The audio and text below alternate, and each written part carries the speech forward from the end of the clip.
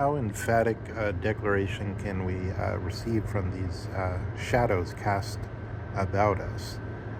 So let's try to do very complex, extremely subtle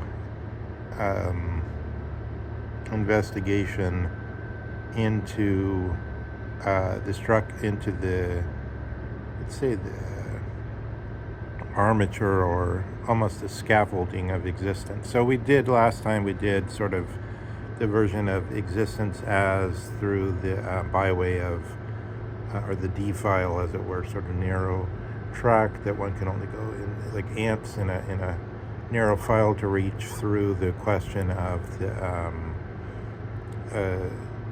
linguistic privileging of the scientific, how should one say that?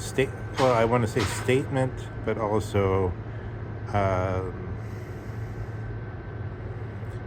the road that involves the claim that the statement can stand in the place of the original law of Aristotelian law of thought of the aglaisha, or the A is A, or the so-called law of identity, which was in a certain way by Leibniz, and the best exposition of the whole subject, I think, of the breakthrough into German idealism, and how that, as it were, to use the way the scholars talk, pressed upon. I mean, I don't know. It's sort of like, if we understand time as pressing upon us, then we end up with a different form of existence than if we understand time as the sequential chronology.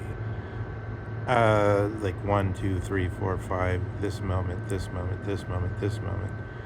The pressing upon, which, but we'll get to that. I think I was going to say, in Schopenhauer, we got this exposition of how the fourth law of thought came in, and then once you see that there weren't just the three laws of thought that Aristotle laid down, but there's also this possible law of sufficient reason, then this is one of those things that casts you into doubt about the whole project, and then you want to ask, do we need this radical Nietzsche-level upturning of the stones, and what kind of bugs are crawling around under there, and are they the type of bugs that we want to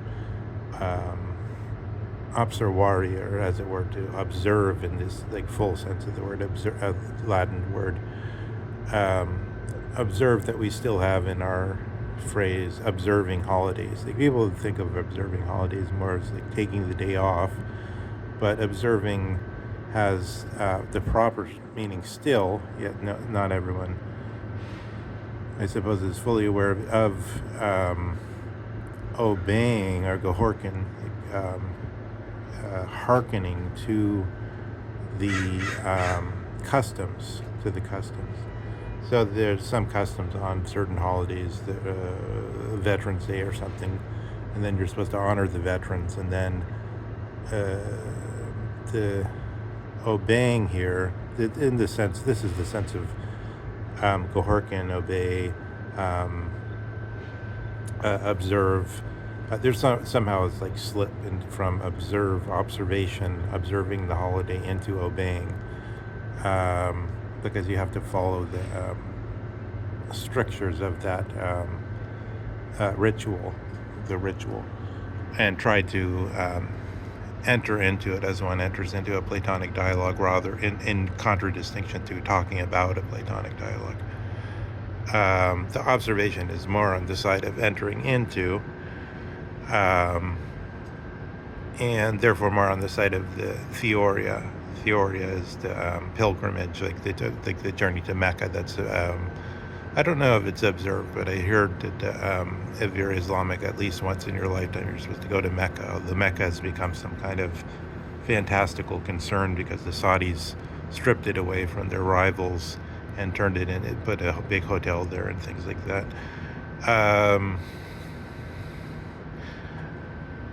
But this is in the background. So let's look at the main question. Some of this I've mentioned, particularly not just totally accidentally, but in order to sort of get us primed to enter into the question of existence. So we did so we'll do it this. Let me make a synoptic statement or the table of contents, but I won't really follow it exactly, but just to show what's ingredients are going in, so you have a sense in advance of what you're tasting. I don't want you to do this, what Kristen Stewart does, and say, or even what Samuel Beckett does it, and he was sort of the first to do it in a really strong way, and therefore then it has a special sense with him, I guess, when he says, here, I just present you the object, and then I say nothing more about it. So he's like a sculptor, like Alexander Calder or something, or Stockhausen, sort of like that. But if you're already saying, oh, for some people there's explication of what this artwork was about, but for other people there's just, we don't want to be dogmatic, just understand it any way you want, and this wishy-washy, it's very, it has a lowbrow flavor to it, okay? I'm going to put it that, I'm going to be straightforward about it. It's like when you talk to somebody and they say, "Oh, I'm not into plot-driven work. I'm not into work with a plot to it or something." And then often these are people that aren't quite aware of sort of the unnameable or something like that of Samuel Beckett, where this is driven to the fullest, but it's more like it's just it's in the air somehow. People hear about that, and then it's sort of like, oh, that's a little bit higher and more advanced than what the people that haven't heard about this are saying, and it's sort of not really understood. It's just a thing that's not really that sensible. But in here we want to say we want the work we're constructing to do something, and we want the ones that are observing or hearkening to it to be actual pilgrims in it, so that just as you could be going to Mecca without really knowing why, you could also be taking part in the piety of this. You could be electively have an elective affinity towards the genuine Islamic thing, and then you would be participating in it. So we have to sort of know what we're doing in constructing one of these scaffolding objects. So what we're doing is trying to get to these questions like existence through looking at, so I was going to give a synoptic table of contents. So in order to say what the ingredients are, so we know what we're tasting in a little slight way, and therefore not simply producing a random object. So the main ingredients are going to be, one, the theory of the inverted dark theory, which means I've been going into that in a few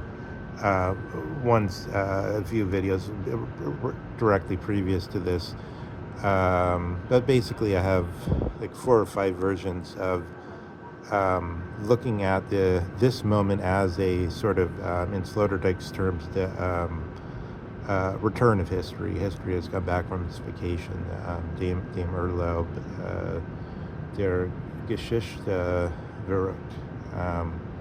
So we have this history as awoken again, but specifically I'm placing that right on the moment of the NSS, so of the National Security Statement.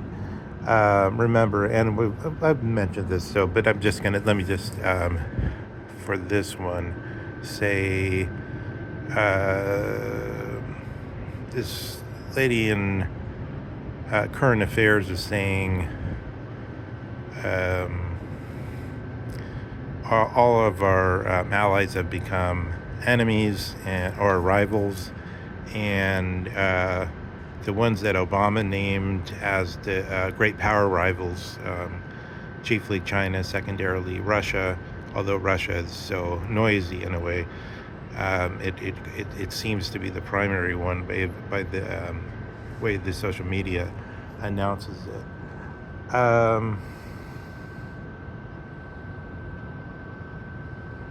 I mean, you have nowhere a figure like Dugin, absolutely nowhere.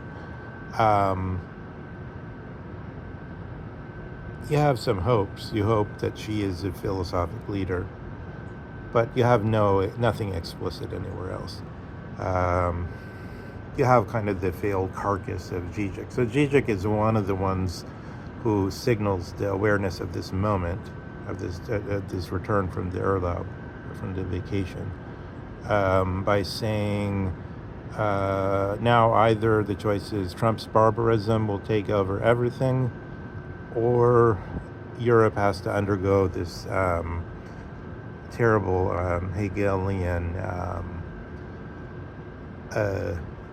activity by which it negates itself somehow, by which it does this sublation, as he's calling it in the article, which is the usual translation for Hegel's Aufbung.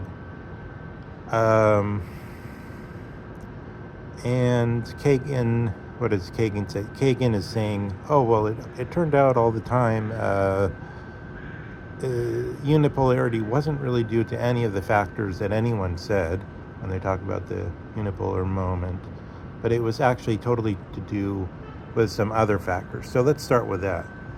Why is it? So he's saying, like, it's not that there's the number of U.S. bases has diminished or something, or the capacities of the proficiencies of the CIA for spycraft have diminished or something. No, it's not that. It's totally different. And so let's look. And now I'm going to do also enter into, well, I kind of skipped the whole table of contents thing, but I'll try to do it as I go. So this one is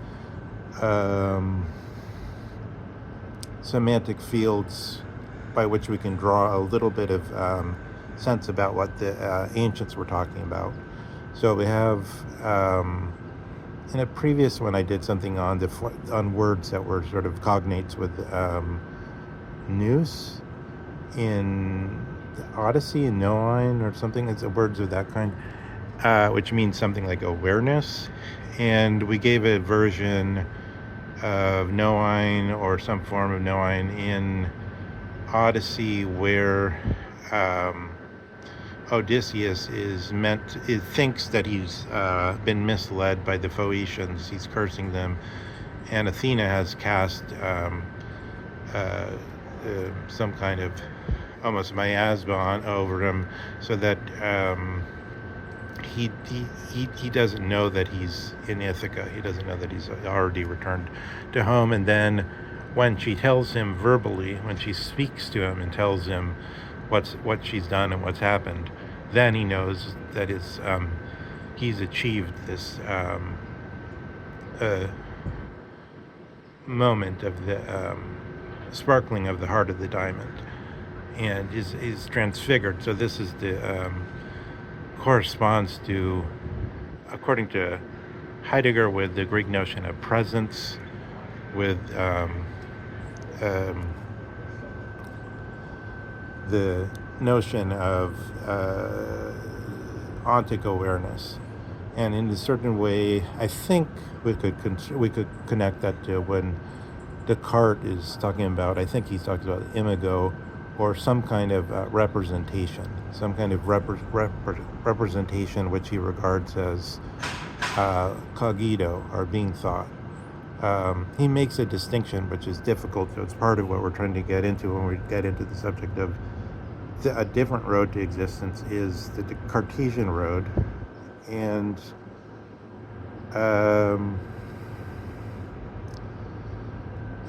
he makes a distinction, Descartes does, between cogito and something like, some form like cogito sum or something like that, like being, thinking, I think versus thinking or something like that. I don't know. He makes some distinction there.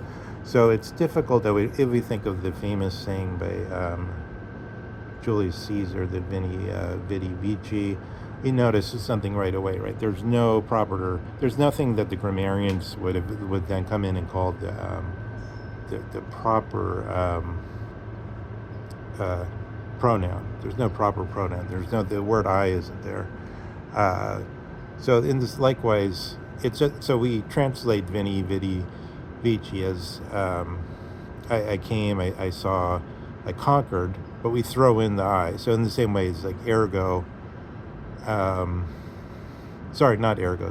cogito. When Descartes just uses cogito, it would seem to be like we throw in the I think.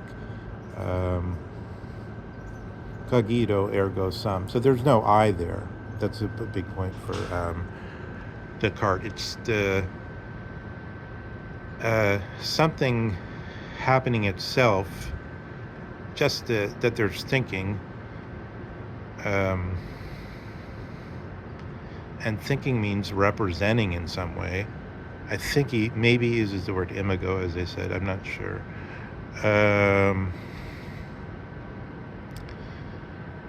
And that includes everything in normal life. So let me just give this one little etching of concreteness.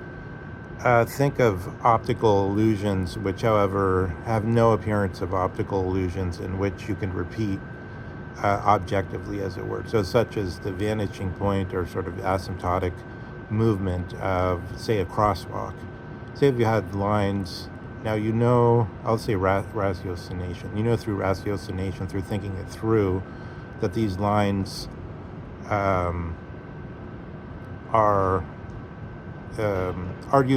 I guess you've measured them, but then after having measured them and then walking at a distance, say you're up at the second floor of a building, which increases the effect, and then you look, and phenomenologically, so we're introducing new usage, phenomenologically, there is a vanishing point effect, right? There's a diagonalization, right, happening, where the further away the lines are, the more narrow they seem. As with looking at a street, other things. It's a direct effect, right? It's what you actually see. So that's what Descartes is calling thinking. It's in that direction. He's saying there can be errors, but they're objective and direct to the thinking, to what's there. And then he's saying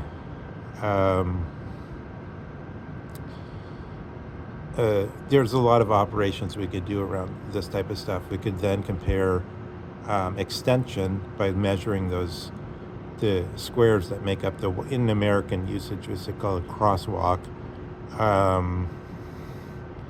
The white lines that are all exactly the same size as rectangles. We can measure them, and extension, Descartes is defining as the reality. Extension is the reality. But then there's this other thing which is directly real, and we're always encountering it, but which we could use reason to step away from, such as that the sun looks very small, but for measurement it would be very large if you actually went to the sun.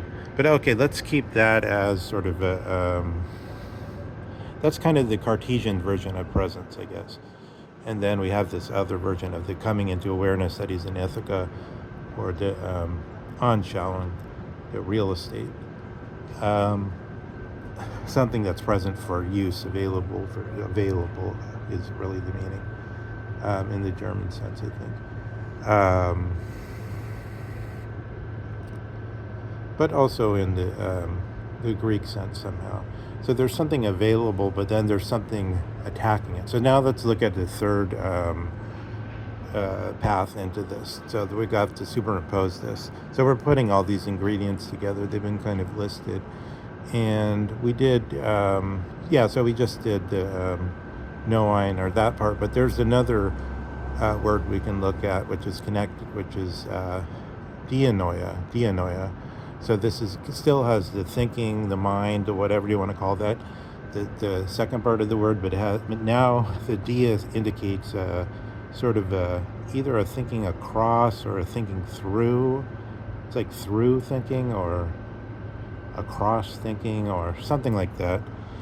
And let's look at an instance then let's try to get the semantic field for this word instead of just constructing it out of the etymology, which then, you could have, say, some interesting things like that, and you might get some things right, but there's another resource we have, which is we can look at the semantic field, how the word was used in antiquity. So we have in Theseus at least a dozen times of dianoia using the word being used, and so we could look. And so, for instance, there's a passage with about the speech by the Spartan general Basileus, who's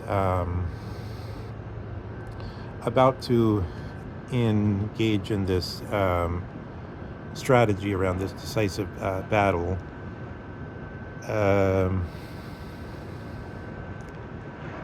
And he has to give like a pep talk to the troops. So he says, so it's open to interpretation and people can look, but the way I'm constructing it is, what he's using dianoia to mean is, you are going to have all these, so now I'm kind of casting what we just said into this, but it's like, you have all these Cartesian thinking points, and amongst them are the experience of, what he's suggesting to the troops is, you're going to feint a retreat. You're going to actually retreat some way. Then you're going to hold fast. Then you're going to relentlessly march forward and slaughter the enemy. And he's saying, in your dianoia, so he's using the word dianoia to say, you must, this guy's saying, he's saying like, you're Dorian, these are just Athenians, they're not worth mentioning, the Ionians, but you're related to the how is this word? Dióskouroi. I'll put it in the notes. Dióskouroi, the descendants of Hercules. You are related. You are not like these Athenians who have taken up Theseus, who have come into the, and still we have the Archon Basileus, I should say, to document this kind of, the Archon Basileus still existed in democratic Athens, who claimed lineage from Theseus. Theseus as the one who's put in place and was the original king of Athens, according to this notion of sort of the takeover of the Aegean Sea by Athens from the Mycenaeans, who the Spartans seem to still have more in contact with, I think. The Minos and, we say Hercules, but Heracles based civilization, I suppose. I associate Heracles with the Poseidon. I think that's the way to do it. And then, so let's try to press upon ourselves, as it were. Well, let me just finish what I was saying about the interpretation of this dianoia. So dianoia was being used by Basileus, the Spartan general, to tell his troops, you must keep in your dianoia. So like, maybe it means like running through your mind while you're doing this, while you're going back, while you're backing up, while you're retreating. You must not be confused and think we're actually retreating. You must keep in your dianoia this whole plan that we're going to carry out. You must keep in your dianoia this sense that you are a Spartan and they are merely Ionians.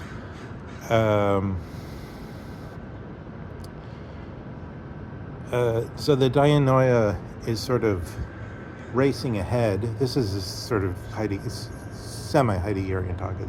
Time as the racing ahead. There's all this racing ahead sense within the person is thought. I mean, it's a simple thing in a way. It's just giving yourself a pep talk or somebody giving a pep talk, and then you're like prepared to do something. But it's also, we're trying to have some observatory or sort of cohorkening where we enter into this happening and investigate it rather than just doing it as we usually do. Usually we would give ourselves a pep talk and say, oh yeah, make sure to be directive, take a right up there. If this person gets in your way, then et cetera, et cetera. You can give yourself a pep talk on how to move forward in a situation. But we're not doing that. Instead we're hearkening to the pep talk thing itself. We're hearkening to the dianoia operation of thinking something through itself. So we're stepping back and we're observing our own processes. Now let's look at this in an actual example of our own processes in the sense of this Urlaub or return from the Urlaub, from the vacation. History's come back from the vacation. So this is what inverted dark theory is about, noticing this moment in this type of context.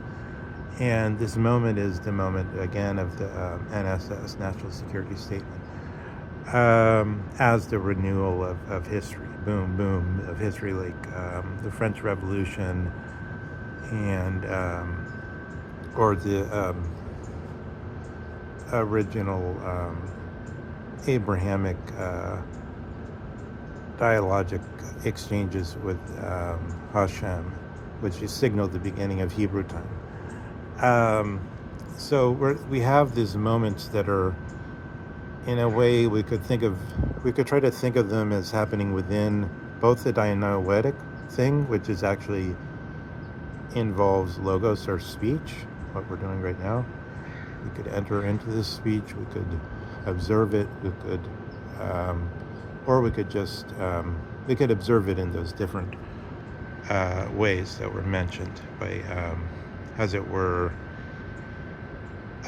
obeying the strictures of certain customs, the customs it wants us to activate, as it were. So let's just do an attempt at a drama. So let's just say we're putting on a play like under the Acropolis, and here's the drama I want to just screen just to see how much it gives us access to a sort of eternal picture of things rather than the picture that's so binding us, which has a certain, since we're in the crisis mode, maybe we can awaken, this is a good time to awaken it.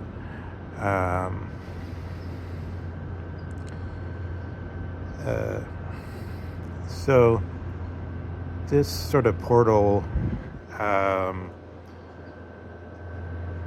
I want to show on one side, so we have Theseus on one side. We've already showed this in the historical example, but let's show it actually happening today, and then question whether these forces, or the personality forces, are also working alongside the dianetic forces and the forces of the imago, or the cogito, as Descartes putting it. Trump, I understand, more on the side of Hercules, and that's according, even Hercules himself could not and did not rule the Spartans. His twin sons, the divine twin sons, had to rule. I think that should be Vance and somebody else, but I'm not sure who that somebody else is. On the other side, Theseus, I would associate Theseus with people like Joe Rogan. That's the temperamental difference. And I would say Zizek I put on the Joe Rogan side in some way, and still activating these type of powers. And then you could see other, Shiro Mifune, for instance, the way in the Seven Samurai, his mark on the flag, for instance, is something different than all the rest of them. It somehow doesn't fit in. Trump, it can't really fit into the actual system of a going concern. Even when he was still a businessman, none of the lawyers would do business with him. He had to create his own lawyers. He had to create this Michael Cohen and people like that, because none of the big law firms would do business with him because it was so corrupt.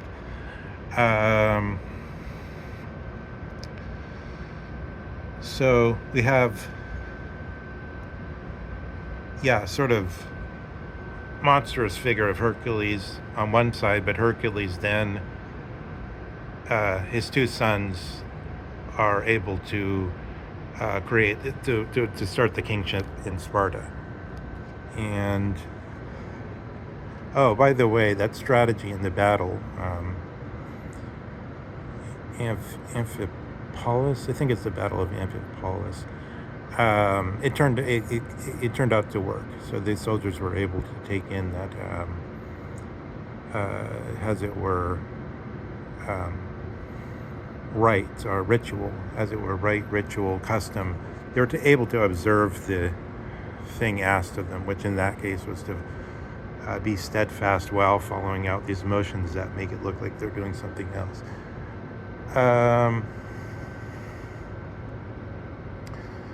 And then, we have,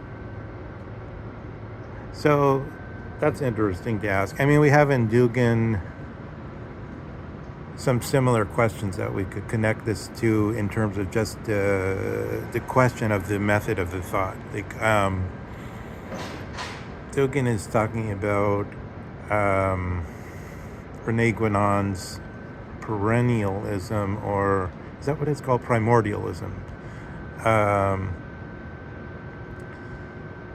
And some connections of the use of semantic fields to enter into these questions. And we have the question whether Guénon's primordialism is something at a different level than a question of a mere analytic tool or something like that. Whether it breaks into this absolute sphere.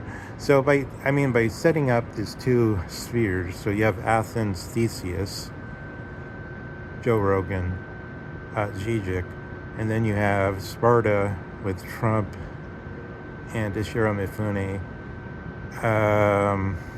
And the small I give you a small version of the Hercules type. There could be a giant god version, Poseidon, but the small version is, I always use this example, Neil, the character played by Robert De Niro in Heat, Michael Mann's Heat. And then you see this type of strongman, Hercules, has a flip side, has another side. Squishy, soft Robert De Niro. That's the exact, and this is always the case and in Trump. You see his seduction by Epstein and so on, the squishy bromance with Epstein. This is always the case with Hercules types. And so there's probably, if we analyze Spartan culture, we could see that there's imbalance there as well. But what we want is neither Herculean rule or this Thesean rule, but we want the Hermetic Sophos. We want the rule of Hermes, who we have. So in the Protagoras, we have this sort of opening up of a metonymic field, where we could connect Socrates' version of Sophos with Odysseus. But in a larger way, we have the Hermetic type, the Hermes type on the whole, which we could find in other forms. But I don't know how far you could go with that. You have, immediately Socrates links up to the first theoretical man, as Nietzsche calls him. And Odysseus actually has in antiquity some kind of rival who he was supposed to slay, who was known as a trickster figure of some kind. And Odysseus seems to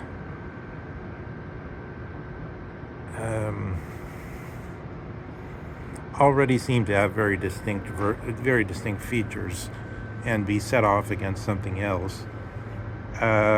But at the same time, again, we should recognize that these features, just as Trump is a real person, Joe Rogan is a real person, etc., we could recognize these personality features as active within that same type of field. So they are attracted to certain things, they're responsive to certain things.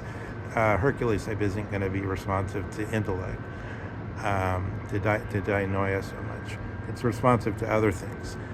And this is an active form that we could identify.